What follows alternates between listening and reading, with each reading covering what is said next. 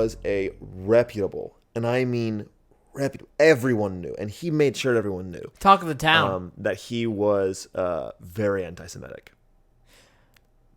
Very. Woof. I know, really rough. So much so, and just general racist. He Just generally racist. Just across the board. Very huge anti-Semite. Huge anti-Semite. But racist. But on the racist weekends to everybody. Yeah. But specific, like at one point said that he thinks that the Jews deserved the Holocaust. No. Said that out loud. No. Said that out loud. A lot of his characters throughout the children's books. You're ruining a lot of people's image of Roald Dahl at the moment. Well, you are forcing people to succumb to the fact that they must separate the art from the artist. They have to. They also don't have to. I will say but, this. It is much easier to have this conversation about someone that is dead. And someone that is not personally... But yeah, Roald Dahl's not going to call us. Well, no, no, not that like that. I mean that if there's a conversation, like for instance with J.K. Rowling, whenever you are consuming J.K. Rowling material or any Harry Potter stuff, you now know that you are giving money straight to J.K. Rowling. Whereas I know that no matter how much I read Matilda or no matter how much I watch the movie or the musical or whatever... Still to the estate, is it not? No, it goes straight to his charity. Which he made specifically for pediatric research. People are complicated, huh? I know. It's tough, right? You're like, this guy made a lot of really cool stuff. He also literally made a medical invention to help save. Like he's saved, and this was status on his website. Of course, it's on his website. He has saved over 30,000 children's lives just with this one. Like that, this invention stopped these children from hypercephalus, something I can't remember what it's called. But adults are complicated. Is the message that we're receiving right now? Do you want to know some of the characters that he had in these stories that we love that were originally racist? I feel like I'm gonna have to. Because this train isn't stopping. I'm looking at you, and this train is not stopping. No, you just got me fell down the rabbit hole of Roald Dahl. Yeah. Just from the consumption of this wonderful, whimsical little film that was a book, and now is also a musical, and just like it's a wonderful, lighthearted, but also like darkened moment, and like that's what you're bringing to the table now with Roald Dahl's life. It's like a lighthearted sort of like he wrote books and stuff, and he made a cookbook and 7 years of wonderful chocolate, and then he's also an anti-Semite, racist, and said the Jews deserved the Holocaust because and let me tack one onto that list. Okay. In Willy Wonka and the Chocolate Factory. Yeah, the one with Gene Wilder from decades ago, or just the novel. Excuse me. Sorry. Thank you. And just the story. Any guesses where I'm going with this? Any characters that could have been problematic before the editors changed it? Augustus Gloop, the German kid? No. I don't know, man. Way Okay, worse. don't make me guess. Just tell me. Oompa Loompas. Okay. Okay. Oh, well, now I'm scared. Originally, were not orange people from a mystical land. They were originally African pygmies. And they were all, which is a real culture that are genetically shorter than everyone else in the world. They their average height is, I think, I know for a fact it is well below 5 feet. That they are all in real life that small. Still a culture that is alive and well today. Yeah. And that in the original Willy Wonka and the Chocolate Factory, Willy Wonka took them from their homes and they were working at the chocolate factory.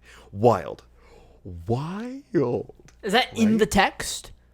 In the original. In the text. That's in the original publishing of the... Not the original publishing, the original draft. Okay. Which can still be But found. all the same. But once editors saw it, they were like, let's remember that we're making this for children. Yeah? Yeah. And then they changed it. And and it ended up being Oompa Loompas. Yeah. Wow. Wild. Christ. Okay. I know. Okay. Hardcore. A lot. Now, but this is where it gets interesting. This is where... then he writes Miss Honey, and Miss Honey is, the queen, to all women, and just the sweetest thing to ever grace us. Which is a quote from... My girlfriend, Shama, was like, you have to say that Miss Honey is the queen to all women, and is. she totally is. She I mean, rocks. and I think I'm gonna pull up the actress's name, but she does a wonderful and splendid job in this film because brings this wonderful light-hearted nature.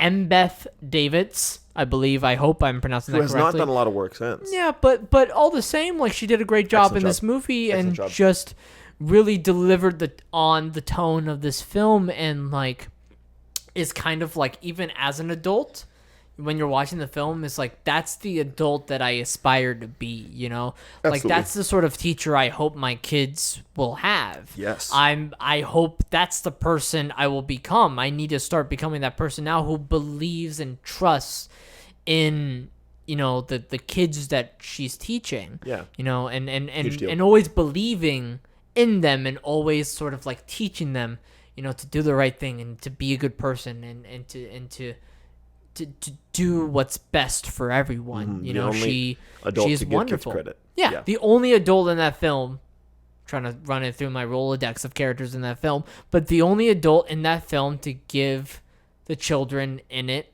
credit for and trusting them. Yeah. Too.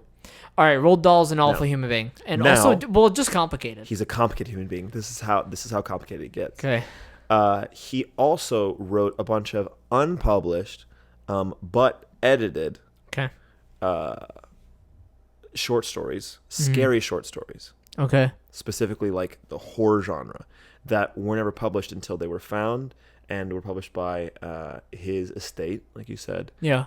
in 2017. It's called Innocence. Oh wow. Is Yeah. Roald Dahl still alive in Cuba as we speak, hanging out with Tupac? And Hitler. Huh? 20.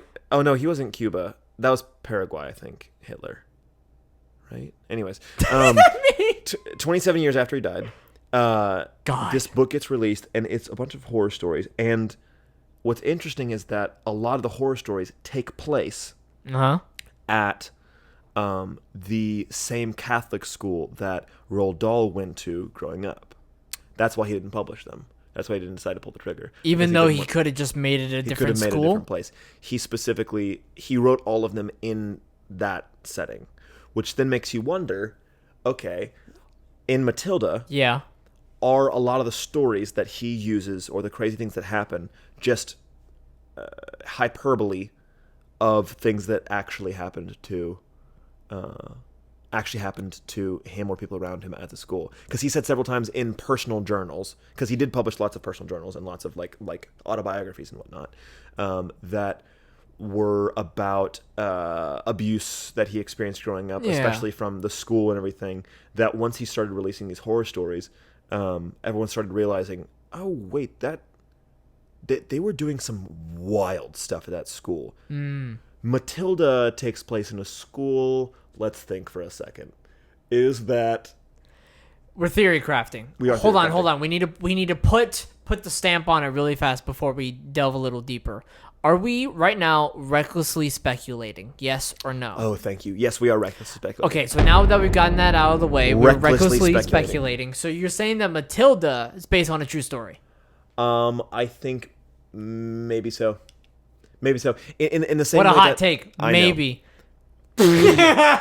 Yes, I'm gonna die on this hill. In the same way that Bo Burnham made 8th Grade, Yeah. where he felt most represented by an 8th grade girl, I could see Roald Dahl feeling in a similar spot as a new girl at a private school.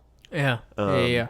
And the way that the big kids are in the story of Matilda, Yeah. the way that that he's treated by, that Matilda's treated by the Trunchbull specifically, I think might be drawing from his own life experiences. Yeah.